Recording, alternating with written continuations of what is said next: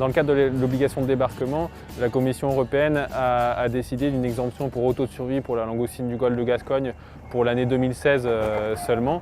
Donc on avait fait une première étude dans les années 2009 et 2010 pour actualiser le taux de survie des langoustines rejetées après chalutage, qui consistait à mettre les petites langoustines rejetées dans des tubes individuels comme celui-ci, qu'on mettait ensuite dans des poches ostréicoles et qu'on a réimmergé pendant 3 jours en mer.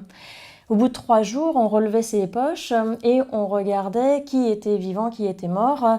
On en déduisait ainsi un taux de survie autour de 50%. Cette étude qui avait été réalisée en 2009-2010 a été présentée au CSTEP qui finalement a jugé que la période d'observation était trop courte. Dans ce cadre-là, on a monté le projet Surtine en quelques mois avec les partenaires professionnels, les partenaires scientifiques de l'Ifremer et les partenaires financiers pour répondre à cette demande et apporter une nouvelle étude sur le taux de survie de la langoustine du golfe de Gascogne. Et cette nouvelle étude, basée sur une période d'observation plus longue de quasiment 2 semaines, permettra de représenter au CSTEP et à la Commission européenne une demande d'exemption pour taux de survie élevé de la langoustine de manière plus pérenne. Il y a 2 possibilités pour faire des études sur le taux de survie, soit en milieu naturel, soit à terre dans des viviers. Les études en milieu naturel, comme elles ont été faites par le passé, sont compliquées pour faire un suivi quotidien de la survie parce que le suivi en mer est dépendant de la météo. Et par ailleurs, le fait de remonter des langoustines depuis le fond, donc depuis moins 100 mètres jusqu'à la surface tous les jours, peut induire des biais dans la mortalité. C'est pourquoi nous avons choisi l'autre protocole d'étude qui est une étude en captivité dans des viviers à terre. Il va y avoir 3 saisons d'échantillonnage pour être représentatif des différentes conditions rencontrées sur la pêcherie. Donc du coup l'échantillonnage se passe en mer dans des conditions professionnelles. On a standardisé le temps de trait, un temps moyen standard de 3 heures. À bord du navire, on échantillonne des langoustines dans des caisses alvéolées. Ces langoustines sont ensuite réimmergées dans des viviers à bord du navire, donc avec une eau qui est réglée à 11 degrés, qui est la température du fond de l'eau en cette saison. Dès le débarquement, dès l'arrivée au port, les caisses de langoustines sont sorties du vivier et ramenées dans les viviers à terre où l'eau est également réglée à 11 degrés.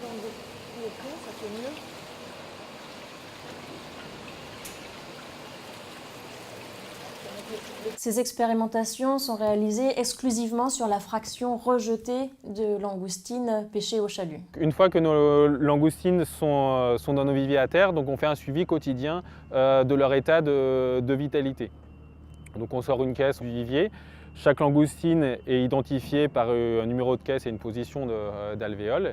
Et du coup, tous les jours, on va vérifier si la langoustine est bien vivante, moribonde, ou si elle est morte, ou si elle est en mue.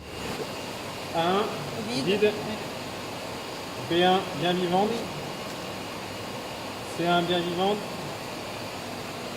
B1 aussi.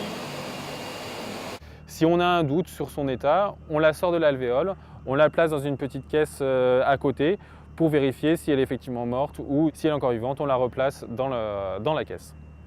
Un olivier qui a mué mais qui est vivant, donc on va également le replacer dans la caisse et celui-là également vivant. Mais alors que celui-là, rien qu'avec un petit stimuli, par exemple des antennes, on n'observe aucune réaction, donc voilà, on le considère mort. Au quotidien, on suit également tous les paramètres du vivier, que ce soit température, les taux en nitrite, nitrate, le pH, la salinité, etc. pour s'assurer que la qualité de l'eau est correcte et n'induit pas de biais, n'induit pas une mortalité sur notre échantillon de langoustines. Lors de ces expérimentations, on a des langoustines témoins. Donc c'est des langoustines qui ont été pêchées 15 jours avant le début de l'échantillonnage, dans des traits très courts, de l'ordre de 30 minutes à 45 minutes. On a mis ces langoustines-là dans nos viviers à terre. Et donc ces échantillons contrôle vont permettre de détecter d'éventuels problèmes dans les viviers, que ce soit la qualité de l'eau, une augmentation de température.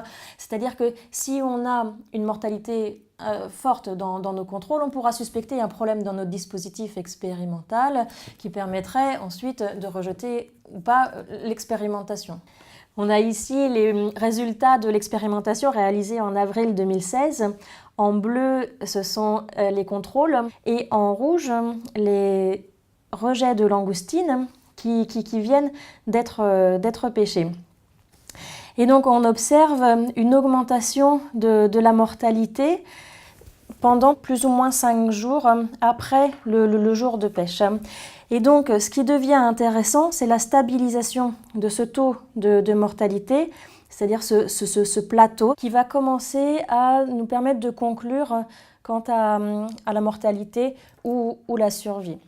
Et en fait, ce qui s'est passé lors de la première expérimentation de 2009-2010, eh bien, c'est que nous avions qu'un seul point, au jour 3.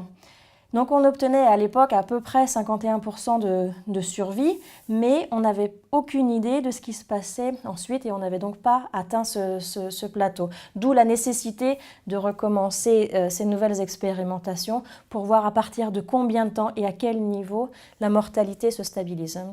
On dispose pour l'instant des premiers résultats bruts de la campagne qui a été réalisée au printemps en avril 2016. 2 autres campagnes sont encore à venir, une fin juin et l'autre au mois de septembre.